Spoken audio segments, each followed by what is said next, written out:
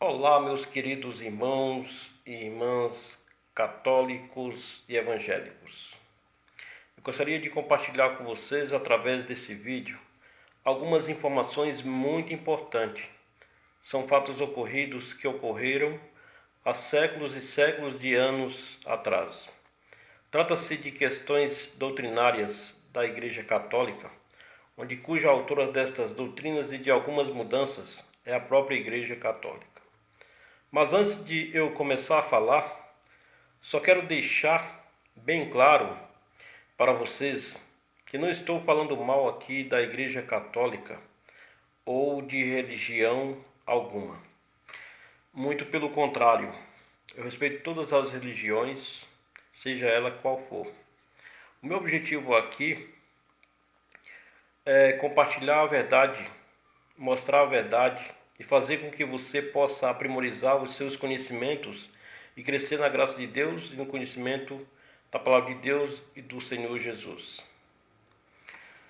Convido a você, meu querido ou minha querida, a abrir a sua Bíblia nesse momento, lá em João capítulo 7, versos 17, e acompanhem comigo a leitura aqui da palavra de Deus, que está escrito o seguinte: se alguém quiser fazer a vontade de Deus, há de saber se a doutrina é dele ou se eu falo por mim mesmo.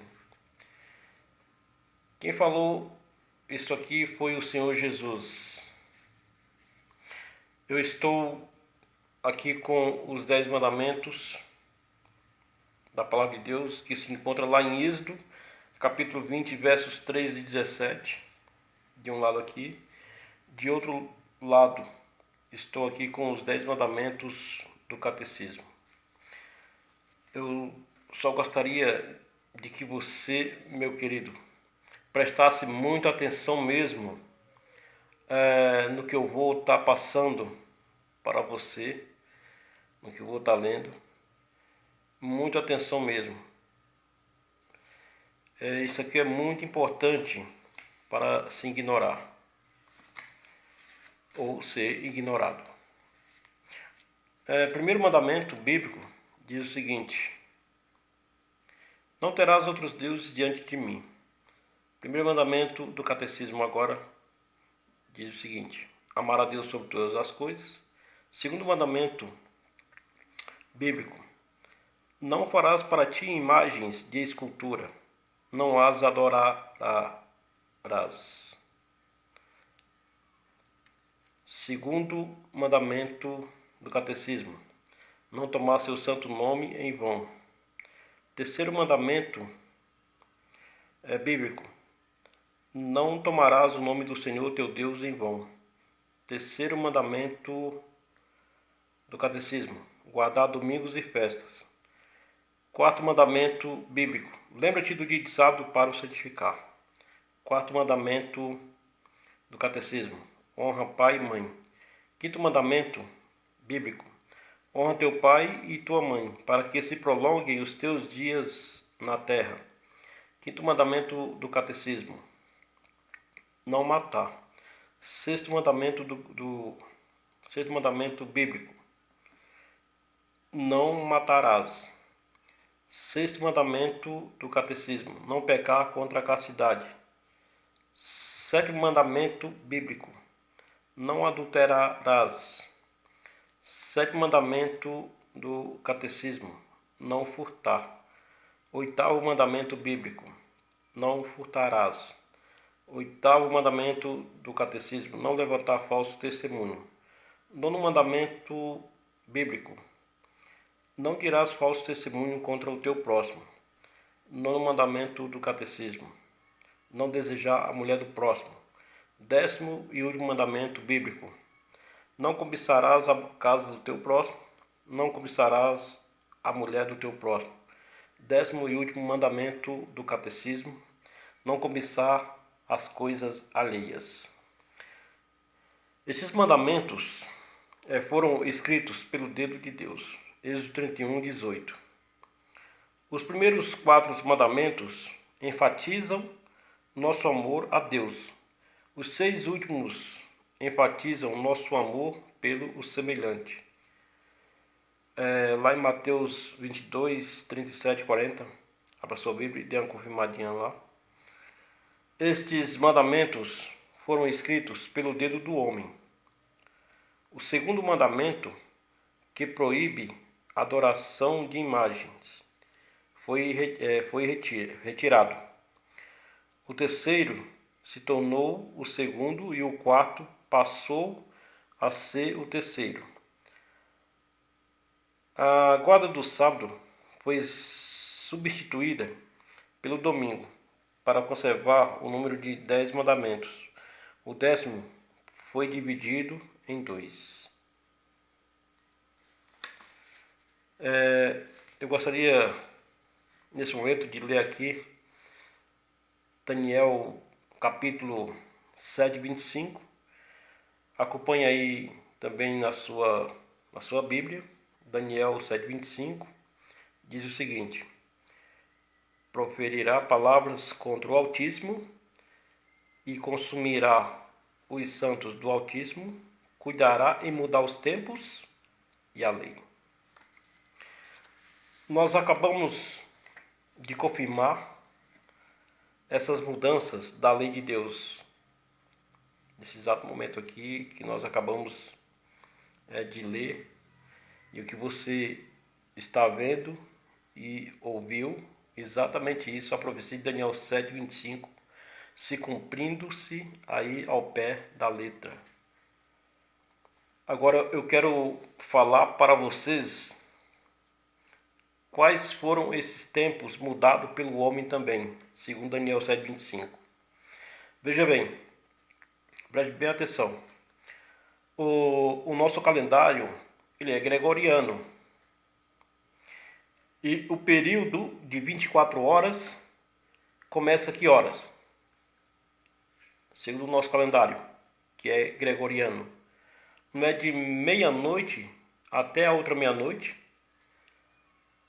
24 horas? Exatamente isto.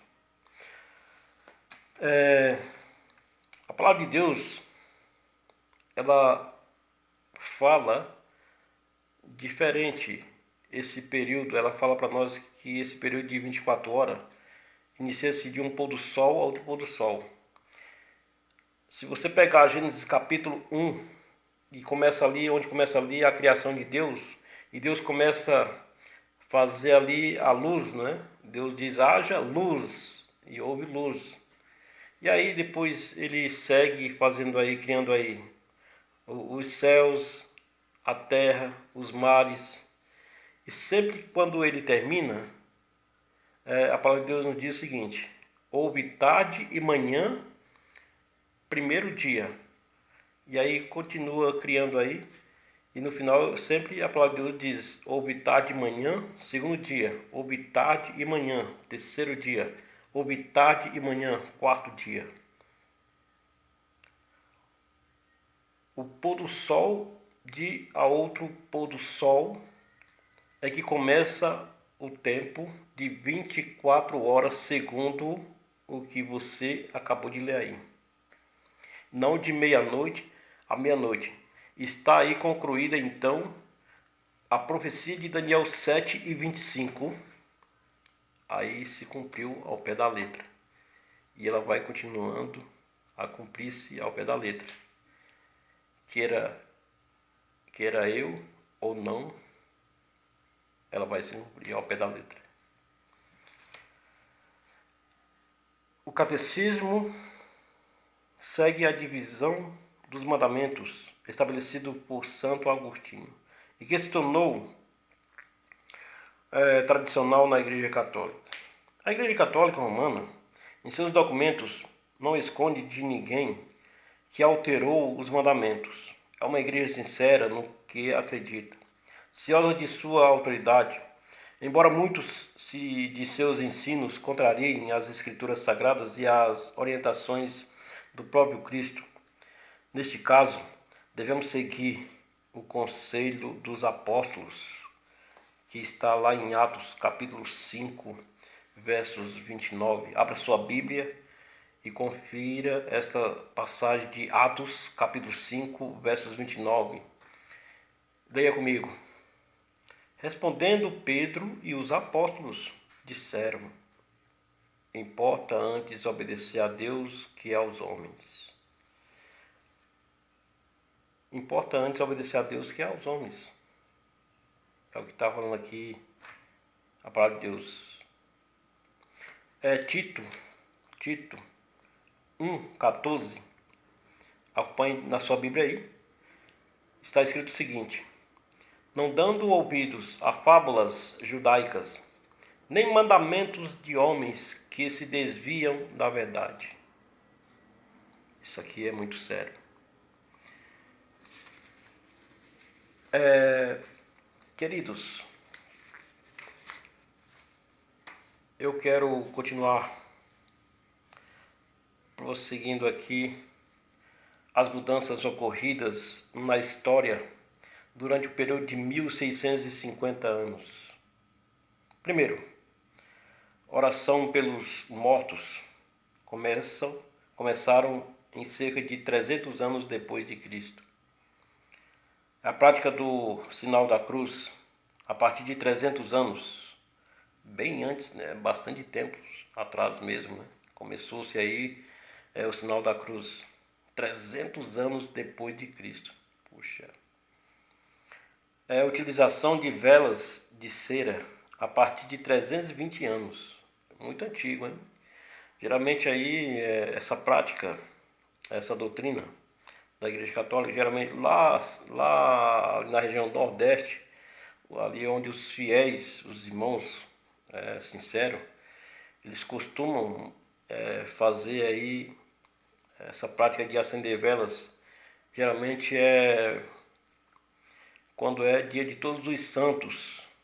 Daí se você for lá no Nordeste, estiver no Nordeste, dia de Todos os Santos, às 6 horas da tarde, ao escurecer, todo mundo está com a vela acesa na janela. Então começou-se a prática aí, a utilização de velas a partir de 320 anos. Primeiro decreto dominical promulgado pelo imperador romano Constantino em sede do 3 do 321.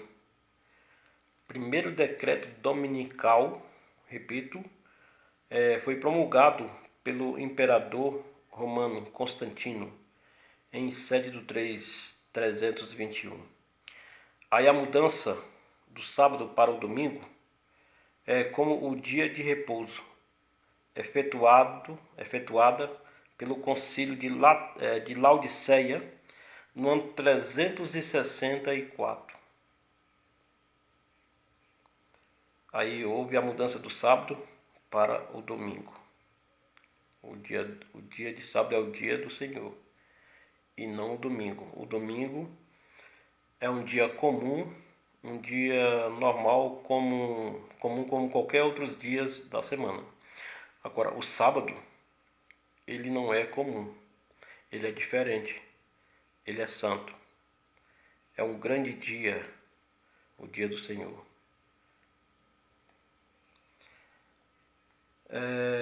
Veneração dos anjos e de santos e utilização de imagens deu-se o início em 370. Então começou aí, né, a veneração dos anjos e de santos e utilização de imagens.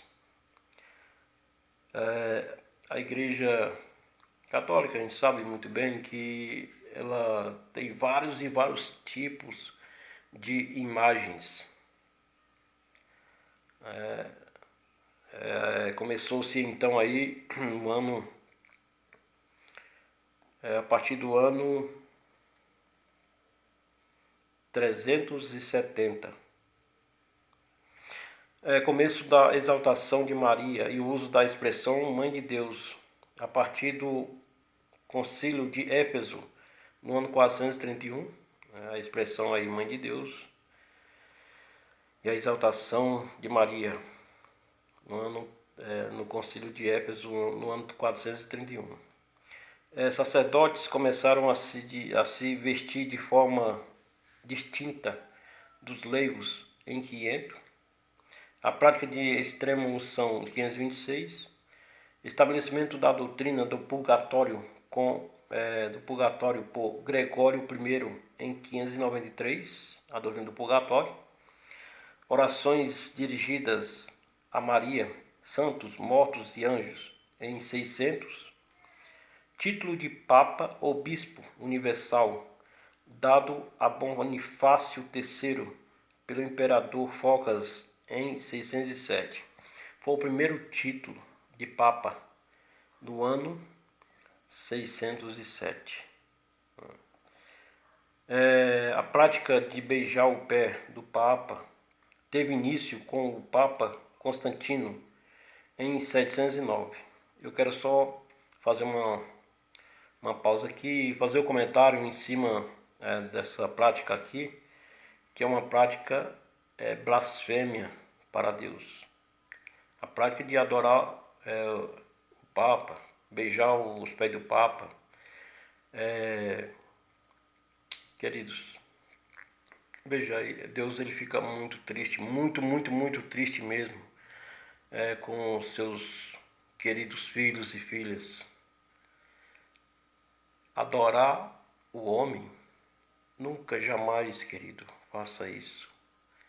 Se você tem essa prática até hoje, em nome de Jesus, por favor, em nome de Jesus, não faça mais tais coisas, porque é um grande pecado, é uma grande blasfêmia. Pegue a sua Bíblia nesse momento. Eu convido a você para abrir a sua Bíblia e abra lá em Apocalipse capítulo 22, versos 8 e 9, e você vai ver ali uma prática que João estava fazendo igual você. João foi adorar, não foi o Papa. João foi adorar quem? Um anjo. Um anjo que mora com Deus ali, olha. Veja, mora com Deus. Ele foi adorar o anjo, João. Só que João ele foi repreendido com as seguintes palavras do anjo: veja, não faças isto, porque eu sou o conservo teu, de teus irmãos os profetas. Adora somente a Deus. Querido, então isso é uma blasfêmia. Adore somente a Deus, querido. O Senhor Jesus, ele fica triste, muito triste, quando vê um ser humano adorando o outro ser humano, que é tão pecador quanto eu e você.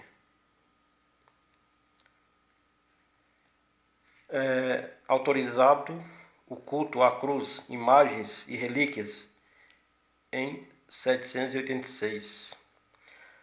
Água benta com um pouco de sal, a bênção, abençoado por um sacerdote em 850.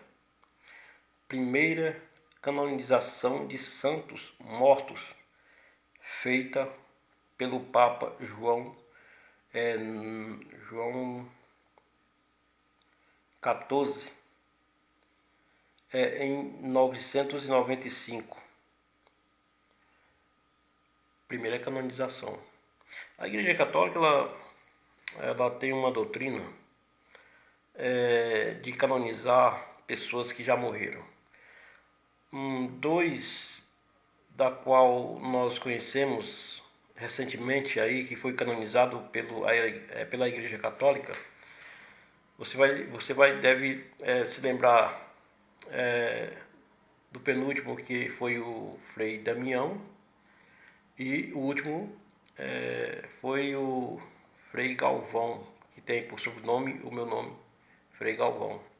Eles foram canonizados, segundo a Igreja Católica, santos milagrosos.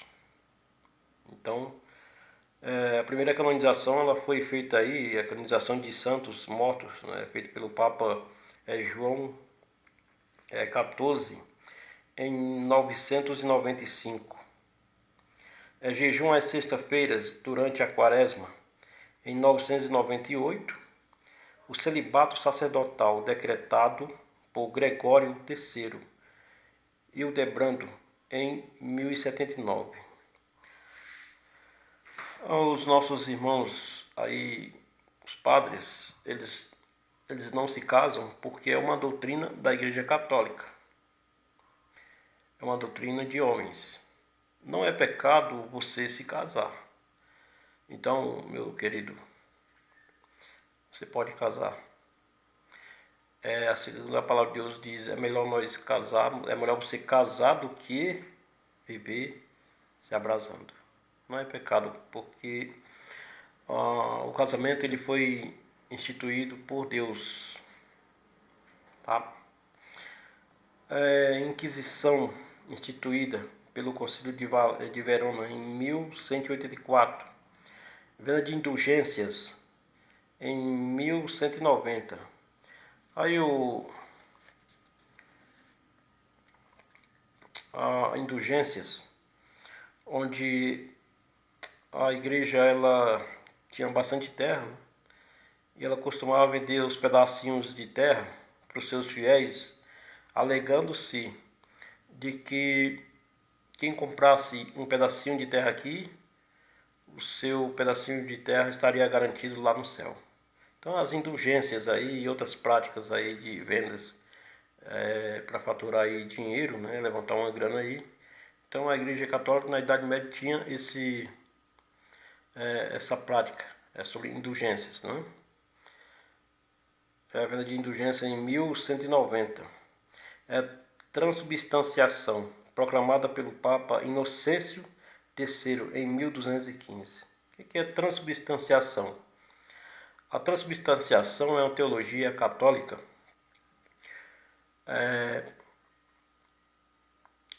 transformação da substância do pão e do vinho na substância do corpo e sangue de Cristo. Isso chama-se transubstanciação, né? A teologia católica, que é a transformação. É a transformação da substância do pão e do vinho na substância do corpo e sangue de Cristo. Ok?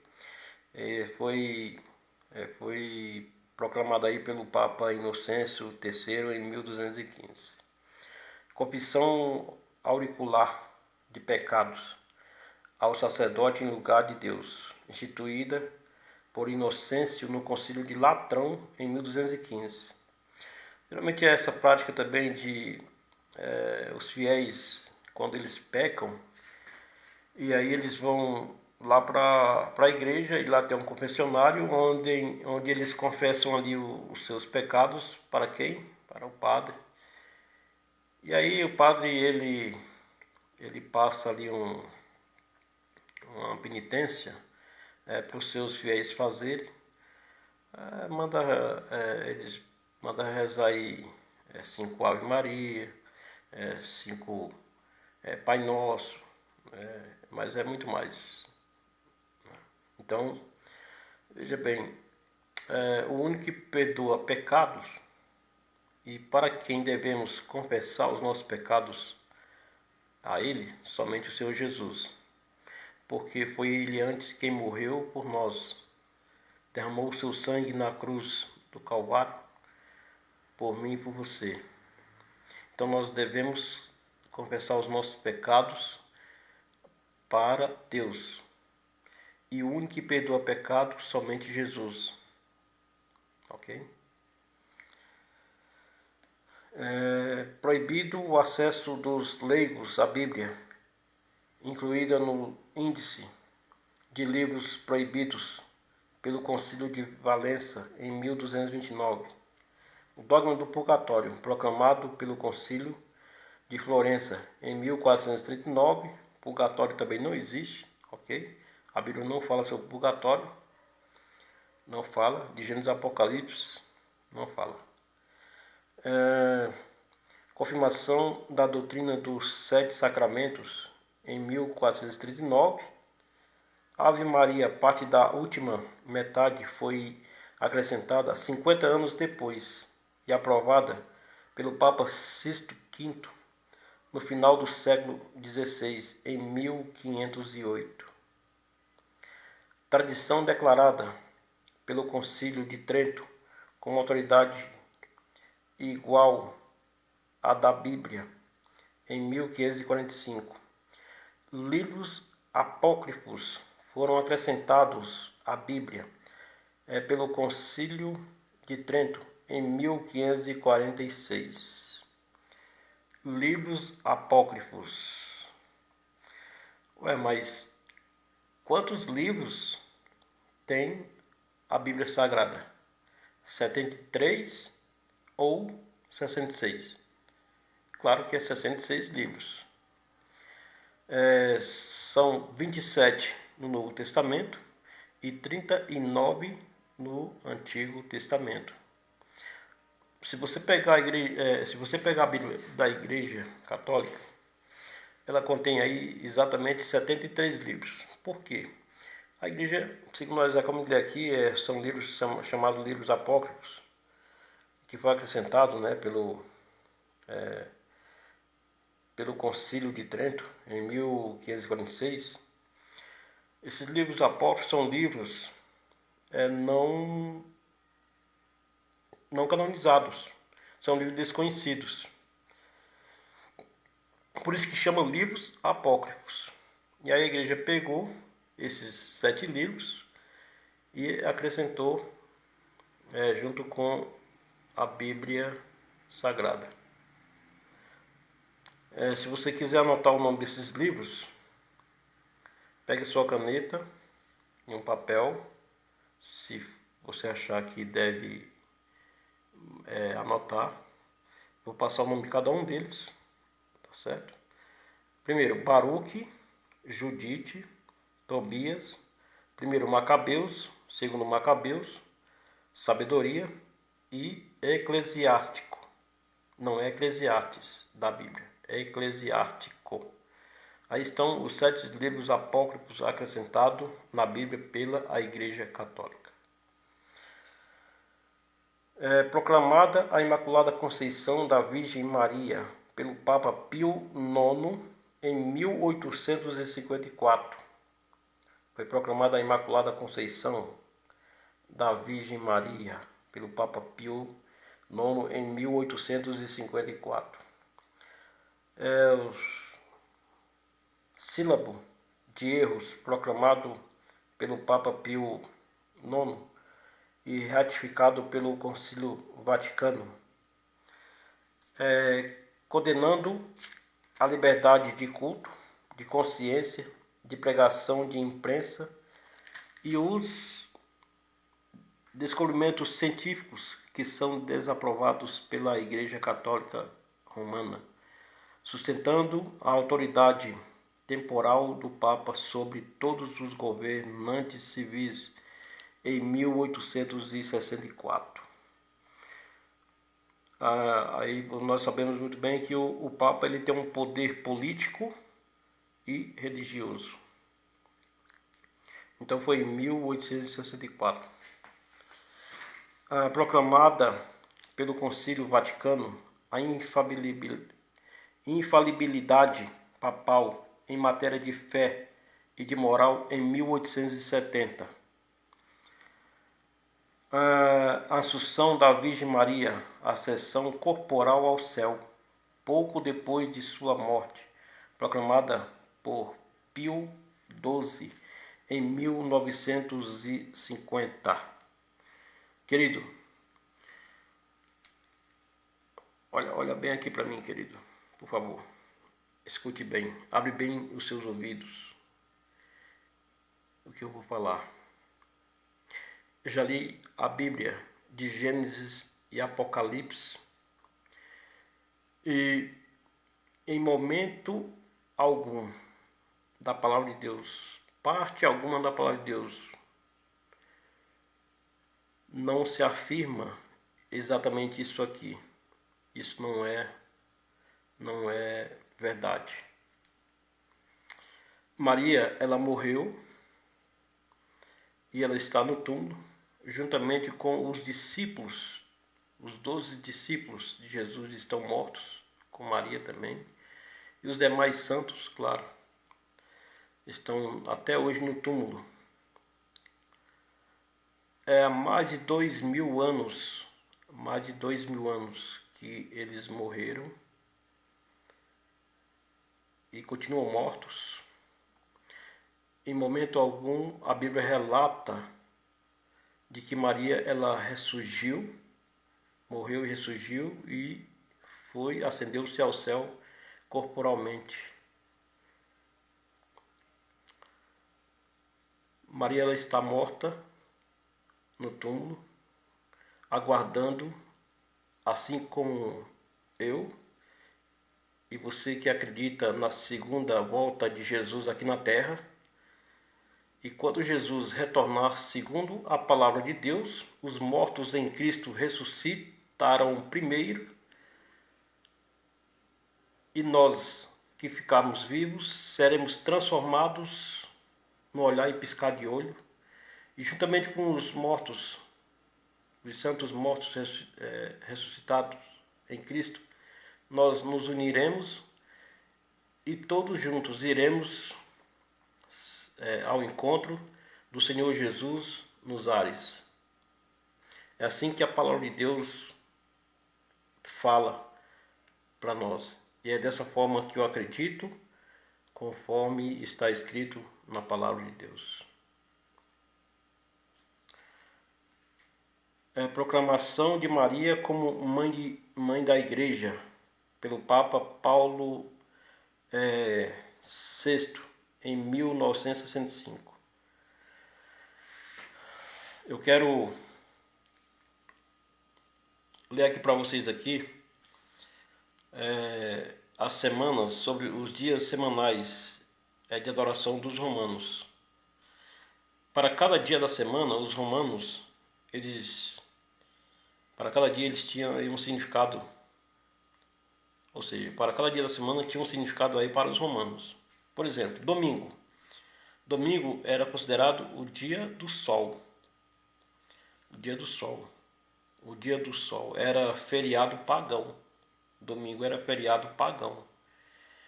E hoje, domingo, o que os comerciantes fazem? A maioria deles fecha as portas, fecha os seus comércios, onde indiretamente ou diretamente o povo aí, a multidão aí, a maioria dos evangélicos, juntamente com os irmãos católicos, eles guardam o domingo como o dia do Senhor.